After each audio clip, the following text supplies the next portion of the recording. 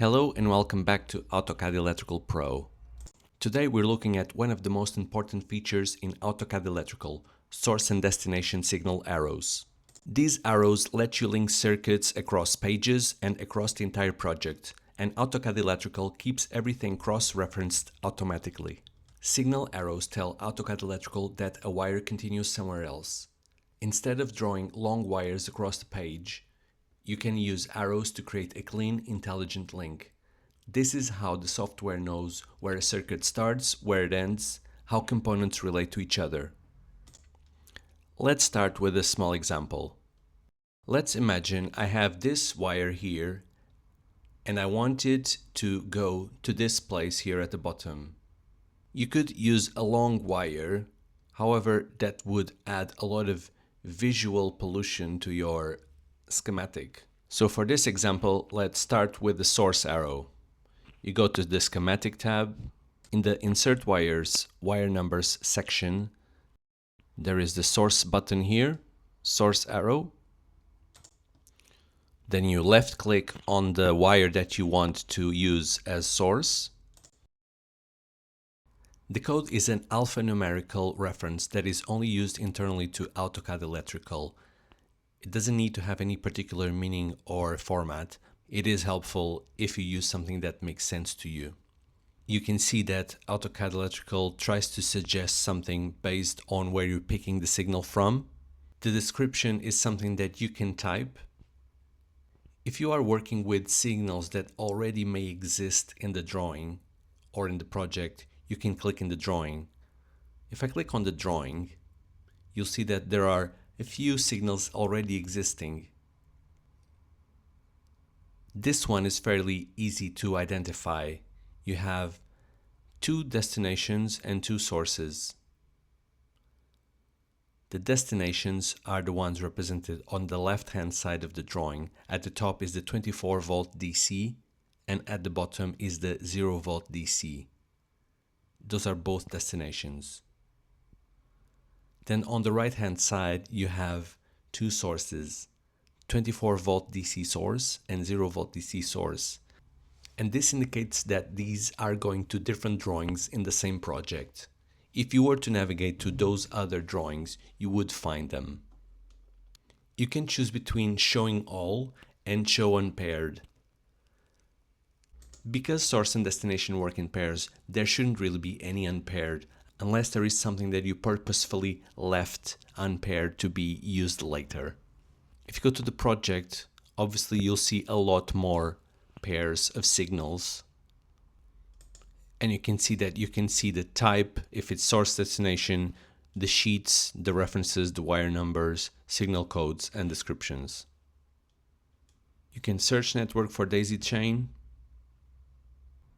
And you can pick entity on destination network, which we don't have. You can choose the arrow style. You have the default one. You have this one with the number in the box. You have this one with the hexagon and this one. And there are also some empty ones that are available if you want to create some custom ones. As soon as you click OK, you will be asked, do you want to insert the destination arrow now? Now, this is only valid if the destination is present in the same drawing. If it is, you go ahead and click OK. If it is not, you need to go back to the schematic tab on the destination drawing. You'll select destination arrow. Then you'll just select recent and you'll find the signal source you have just created. In this case, it is the same page, so we go ahead and click OK.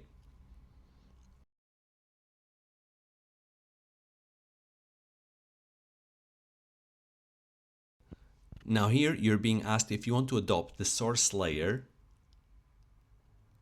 as the destination layer was different. Yes, because I want the layer to match between source and destination. What you'll also see is that the wire numbers will also have changed and the destination has adopted the wire number of the source. This is a very good example of AutoCAD Electrical Intelligence in action. You can then go to the source arrow, right click, edit component. This is in fact an AutoCAD Electrical component. You can do various things here. You can change the description, you can change the code, and if for any reason you have entered the incorrect code, you can go into recent ones and select the one that you have used recently that should actually be the correct code for this source or eventually destination. You can find it in the drawing, you can find it in the project, and you can also pick it manually. Another very useful feature is if you right click on the source or destination and you click on Surfer, you will see in this menu both sides of source and destination. If you have very complex drawings, this is a very quick and effective way to navigate between source and destination. In this case, it is on the same page in the same drawing, but if you have many pages, many drawings, it could take a while for you to find it within the project, so this is super useful. When you decide to delete a source or a destination, you need to continue to keep in mind that these always work in pairs. So if you delete one, when you do a retag, it becomes a little bit lost because it doesn't know where to get this pair from. So always keep in mind, adding and removing source and destinations, it's always an activity that needs to happen in pairs. As soon as both arrows exist, AutoCAD Electrical creates a live connection. So you will see that these have matching arrow numbers, cross references, page and ladder references, wire number continuity. This is what makes your drawings intelligent instead of just lines on a page. You can now go ahead and create source and destination arrows. These can be in the same page or across different pages in the same project. I hope you found this video helpful, and I'll see you next time.